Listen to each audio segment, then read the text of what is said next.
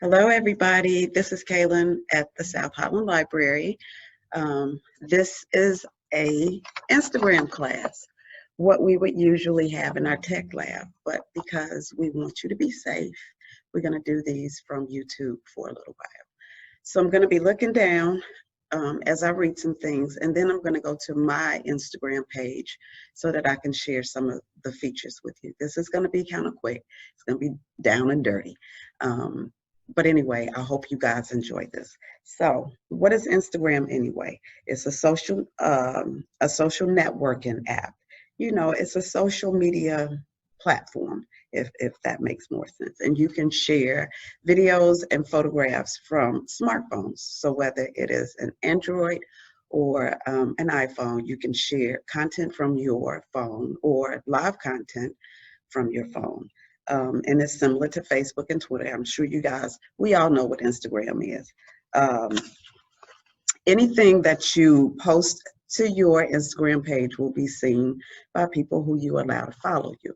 So we're going to get into how to get started. So first of all, you do have to go into your app store and download the Instagram app.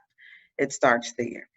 If you decide once you have downloaded that app that you do not want to, you're feeling a little way about agreeing to all of the requirements. You don't want it to have access to your camera roll or your microphone and those things. Then you'll have the app on your phone. You'll be able to open it, but you won't be able to do anything. So in order for you to do anything within Instagram, you need to say yes to those requirements.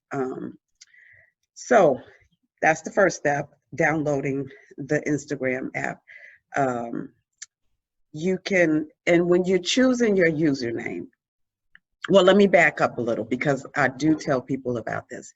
If you are new to social media, if you don't have any other social media apps on your phone or your desktop or laptop, start with choosing an email address that just has content for your social media. That way you're not clogging up your regular email with notifications from Facebook or Instagram or Snapchat.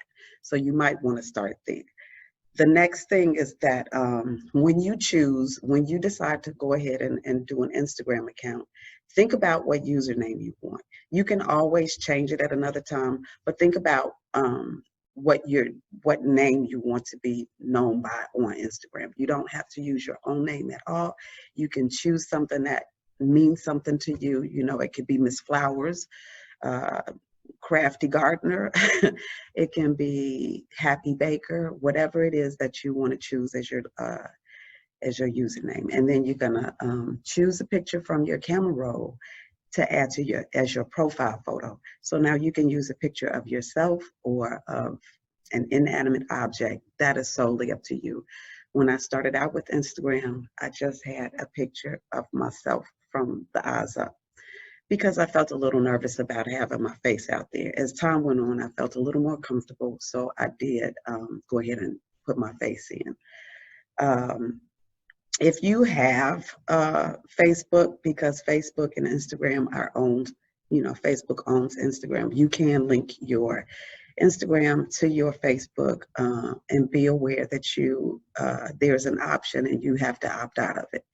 There is a feature that lets whatever you load to Instagram automatically show up on your Facebook page. So if you want to keep the two things separate, be sure that you opt out for automatic sharing.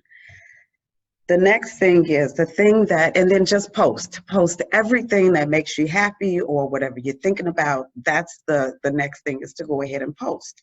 The big question that or the thing that make people hesitant to have an Instagram account or any type of social media platform is privacy. So I'm going to cover a little bit of privacy with Instagram. And I'm going to read, so I'm going to be looking down. By default, anyone can see your profile and posts on Instagram. You can make your account private so that only followers you approve can see what you share. If your account is set to private, only your approved followers will see your photos or videos. Once you make your account private, people will have to send you a follow request to see your post, to see who you are following, and to see who is following you. So you can start right there by keeping it private, and maybe your children or grandchildren or the women in a group that you are connected to, maybe they have Instagram accounts, and so you only want to be a part of those groups. You have the option to do that. If someone who was already following you before you, so let's say you were public and then you decide you're going to go private.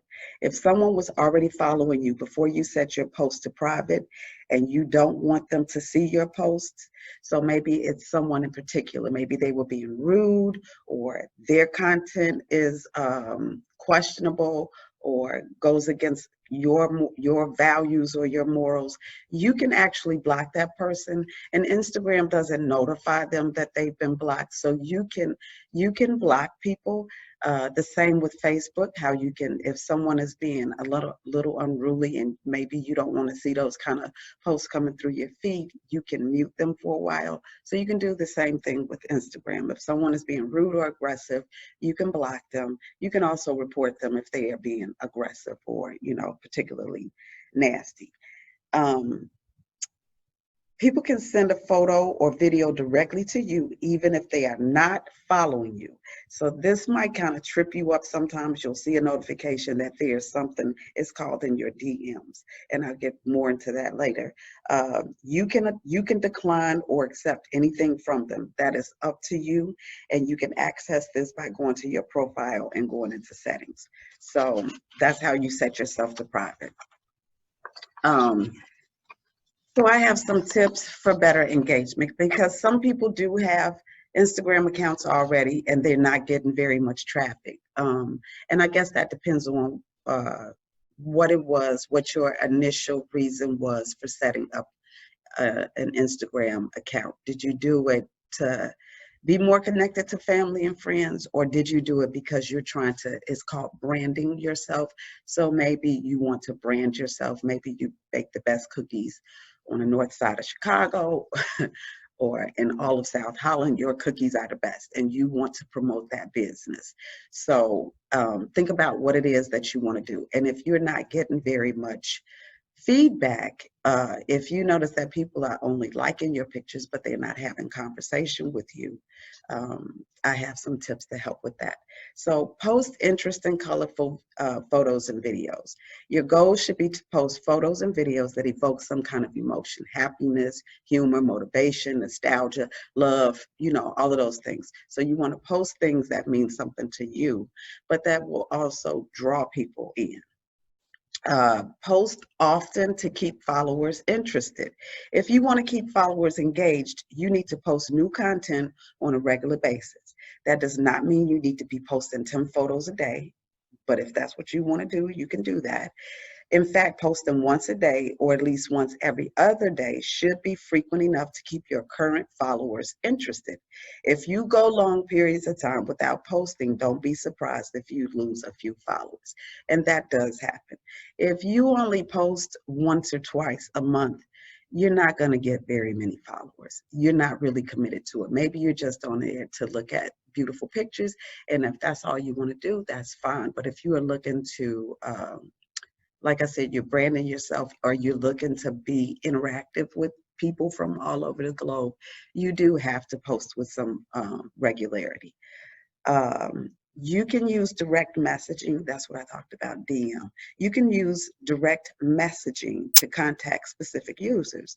Although it is a good idea to post frequently to keep your followers engaged, sometimes it is not always necessary to publicly post something to all of your followers. Instead, you can target one or more specific users by privately direct messaging them a photo, video, or voice message. So this is a bit of a catch-22 with that. We don't want to be direct messaged by people who are being weird or creepy. On the other hand, if it is something that is more of a personal, it's a little more personal and you don't want to share with everybody, maybe it's something specifically with gardening or cooking or child rearing or whatever, and you wanted to speak to just one or two people in particular, you can reach out and DM them. So everybody won't see that. It'll just be the person that you send that video to. Also, maybe you are uncomfortable with your face being on, with recording yourself, but you do post pictures or whatever. You post pictures of your food, of your garden, of your cat, whatever it is, and you want to speak to someone, you want advice about something, but you don't want to record yourself, there is a feature that lets you record just your voice and send a voice message to someone. So you can do that. And then the final thing is posting stories. And that really is, I think starting out with just regular post is a good idea. And then you can move forward. You can look and see all of the things that Instagram has to offer. So my page is private. I am going to share my page with you now. You will not be able to just go into, you won't be able to type my name in and go in and look at the content on my page unless we are already friends. If you are interested in being friends on Instagram, you do need to send me a follow request. This is something that if you've not done this before, you do have the option of you can decline a request or you can just completely ignore it. That part is up to you. However, one of the cautions that I do, this is me. If someone is asking to follow you and it's kind of one of those things that, well, that's out of the blue, I don't know who this person is, or I haven't heard from this person in a long time, and you go and you look at their profile, I'm leery of people who are following 100, 250 people. 7 or 8 people are following them and they have 0 posts. What are you really there for? So when I run across people who are asking for a request to follow me and they haven't posted anything, I don't let that person follow me unless I know it's someone who is, they said, Kaylin, I'm new to Instagram. Can we be friends? That's a different thing. So now I'm going to I'm going to share a bit of my Instagram page and then we'll be out of here. So hold on.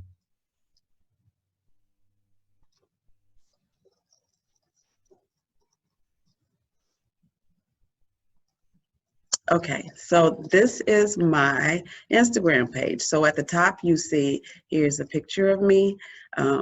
This is my Instagram tag. I can edit my profile, which is to say that I can change. Here you see it says Lynn Robinson, daughter of Zion, Sabbath day keeper, mom to 3 wonderful people, wife to 1 hardworking man, loving my natural hair. So I started this several years ago, and this is what this was my initial profile that I put up, and I just haven't been moved to change it. But if I wanted to, I can click on edit profile and I can go in and do some things. And I'm gonna click off there real quick because you don't need to know my phone number. So the other thing here is, we all know what this wheel is settings. So I can go in here and change my password. Let's move that out of the way.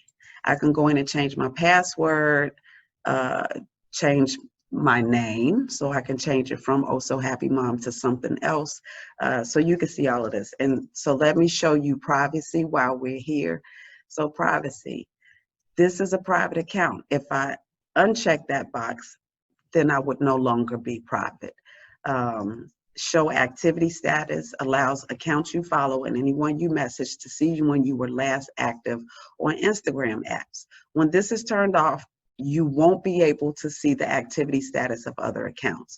So just like with Facebook, there's a little light that comes up next to your name to let people know that you are on there. It also lets those people know that you are on and you know that they are on. If you uncheck this, they won't know that you are on Instagram, but also you won't know that they're on. So it's a catch-22 with that. Allow sharing. Let people share your story as messages. So that's up to you. If you don't feel comfortable doing that, then you don't have to do that. Edit comment settings. So from time to time, I don't want to edit it here, but within a post, you can decide to turn off commenting. I've noticed that this happens when someone has had something catastrophic happen and they really don't want a lot of comments from people. So they will turn commenting off because they just wanted to post something to share, but they didn't want to hear a lot of feedback. So that's it. That is what is there on the main part of this. So here you see the same thing basically that's here is here. So we're gonna go back and then across the top, when I click on here, so this page that we are on right now is specifically what I have posted recently. So it shows things, all of the things that I have uploaded lately, it shows those things. And if I keep scrolling down, it'll just continue to show you what I have posted over the last, I think, 5 years. So this is what happens. This is what it looks like when I click on myself. It just brings me here. So this is Instagram, the home page. So what that shows is everyone who I follow or who follows me, it shows all of the, sorry for going so fast, but you know, some of these people might not want you to know because some of them are public. So it just shows everyone who is within my timeline, I guess you would say, within my feed. It shows the things that they have recently posted. The next one, let's let that load up. So this is the, I guess you could say this is the explore button for the laptops. So it just shows you things that you might be interested in. Don't be offended. If you even look at a video, sometimes those things will show up in the Explore. You don't have to click on these. It's just, if you're interested, it shows you other accounts that you might be interested in following or checking out. The next one is the heart button. So if I click there, it shows me if someone recently liked something that I posted, it shows me that. So I can look and see who liked something that I recently posted, and it also shows me comments that they've made. So that is that. And at the top of this, and it's the same way with your phone, when you click on the heart on your phone, you will see that there are people who are requesting to follow you. I want to open that, but I'm not going to violate anyone else's privacy. And basically, you have the option of declining or just ignoring it. And then back again here to just my page. So that is basically it. I didn't want to, you can see highlights here, and you have options to, videos that you have in your camera roll, you have the option of making it a highlight. And if people click on that forever and ever until you decide to delete it, it'll be there in your highlights. I think getting into stories and highlights and all of that is something else. I think the best thing is to start with just scrolling through and seeing what sorts of things you like. I hope this was useful. I'm going to close this. I hope that was useful. If you feel like there was something that I didn't cover that you would like to have had me speak on, please feel free to call us here at the library and someone can get you in touch with me. So I hope you guys are being safe and have a good day on purpose. All right. See you later.